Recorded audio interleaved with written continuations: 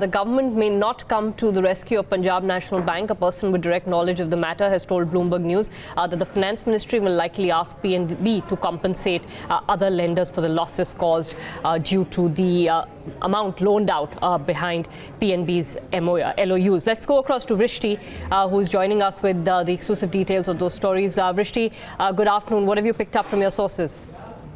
Yeah, so PNB will have to take a hit in this case. The Finance Ministry sources are telling us it's once all the liabilities are determined, it's PNB which will have to honor all the bona fide transactions, and if an investigation finds that other banks are also involved and there is a fault on their part, then the losses will have to be apportioned accordingly. But PNB will have to absorb most of the losses. Now, how does the bank do it? There are a few steps to it. One is the government has made it clear they are not going to increase recapitalization for PNB in this case, and PNB will have to sell its non-core assets, which they have already started doing, and then they'll get some money from write back of Bhushan Steel. So that is how it will get money for absorbing these losses. The Finance Ministry sources are also telling us that they have written to PNB as well as other public sector banks on ensuring their systems are foolproof, there are no loopholes, and a repeat of this doesn't happen in future. So they'll have to change their technology and report to their boards that everything is fine and there are no risks. Sources are telling us everything will be in place in next 2 weeks. That's all from us. Okay, Vrishti, if I can just have a quick follow-up question. Specifically on the issue of nostro accounts, have you heard anything on what the government is planning to do in terms of increasing scrutiny? Yes, the government has asked banks that they need to analyze all their nostro accounts, which are accounts held overseas. In this case of fraud by alleged fraud by Nirav Modi and Mehul Choksi, nostro account were at the center of the controversy. So government is asking them that you need to analyze and come back to us with a report that there are no wrongdoings there and all the transactions are matching. All right, Vrishti, thanks so much for that. Let's try and understand what this could mean for PNB's finances. Let's welcome in Lalita Shrivastava, AVP Research at Sharekhan, joining us on the phone line. Sir, good afternoon. Thanks for taking our call. Now, Bloomberg News is reporting that the government wants PNB to take the hit on account of these liabilities, sir. That was always going to be eventually the case, but if they don't wait for the investigation to play out and PNB has to do this relatively immediately, how do you think it'll impact the earnings, the balance sheet of the bank? I think this is a pretty big impact for PNB as such. Yes, as you rightly said, it was anticipated that government is going to ask them to foot the bill. But if you just compare this full amount is upwards of 20% of the net worth for PNB. So that can be a major hit for the bank. But I don't think the whole amount is going to be there because there have been a lot of developments on rates and recoveries and things like that. But it will be a significant impact and it will be a big near-term overhang. Secondly, this is one case that has happened.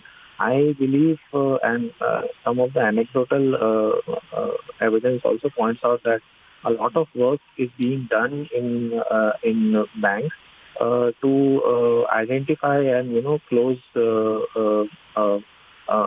tie up loose ends on these accounts. So it is likely, or it can be, it will not be very surprising if some additional pain also comes out on that aspect.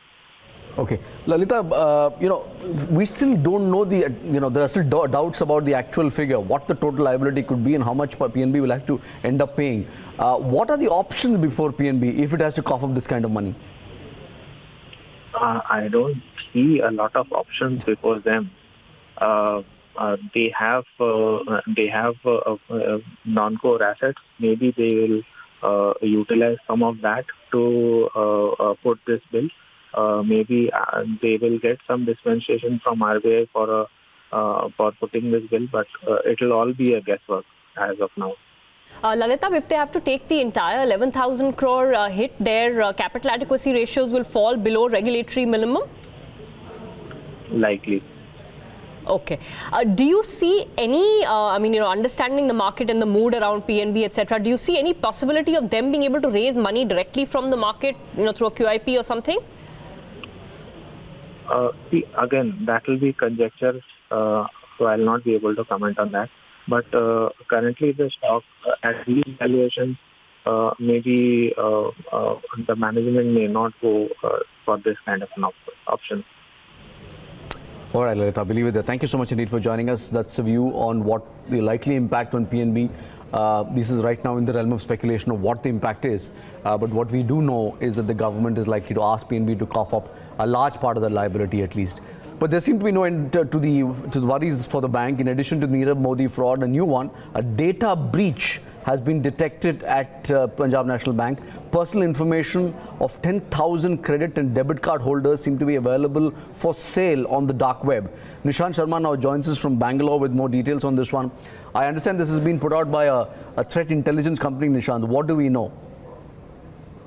So according to a Bangalore and Singapore-based threat assessment and cybersecurity firm, CloudSec Info, security personal information of close to 10,000 debit and credit card account holders of Punjab National Banks were made available for sale on the dark web. Now, personal details such as customer names, expiry dates of the card, personal ID numbers, and even the CVV numbers were made available for sale for as little as $5 per card. Now, I spoke to Rahul Shashi, the Chief Technological Officer at the cybersecurity firm. He told me that the data has been made available from the last 3 months. As when they tracked the data, the first entry was made somewhere in the month of November, and the last entry or an update on the data was made available was done on January 28th. Now, there could be multiple reasons for this kind of for leak, and especially from one single bank. And a thorough investigation needs to be deployed to figure out the exact source of the leak. Meanwhile, it couldn't be certain at this point of time whether this leak has led to any kind of misuse of the data or has led to any kind of fraudulent transaction. Nishant, thanks so much. Just reiterating what he said right there at the end, we don't know if any customers have lost money or if the bank has lost money because of this.